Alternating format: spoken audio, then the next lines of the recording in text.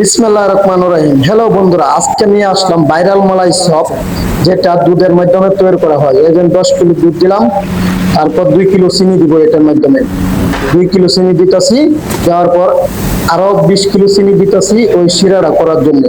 আমরা তো বেশি বেশি মাল বানাই দোকানের। এখানে 1 চিমটি ময়দা দিলাম 2 কিলো চানার মাধ্যমে, 20 কিলো দুধের চানা।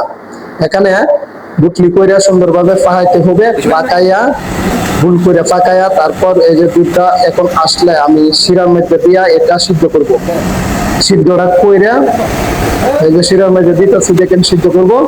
তার আগে বলি সবাই লাইক শেয়ার করতে ভুলবেন না, আরো বেশি বেশি জানার থাকলে কমেন্ট করবেন। আমি অবশ্যই ভালোভাবে বলে দিব, সুন্দরভাবে বাসাতে বসে পারফেক্ট ভাবে বানাই থাকবেন। দেখেন মিষ্টিগুলো এখন ছোট আছে, এই যে আস্তে আস্তে বড় হয়ে যাইতেছে। এখন একটু পানি খাইবো, পানি খাওয়া দিলাম, টিপটা দেখলাম মিষ্টি ওকে আছে, ওকে আছে।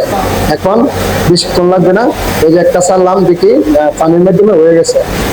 এখন আমি মিষ্টিগুলো নামাইম। আপনারা 20 মিনিট জাল দিতে হবে বাসার মেঝে, মনে রাখবেন 20 মিনিট জাল দিয়া এটা এই যে এখন আমি নামায় ফেলাইতেছি।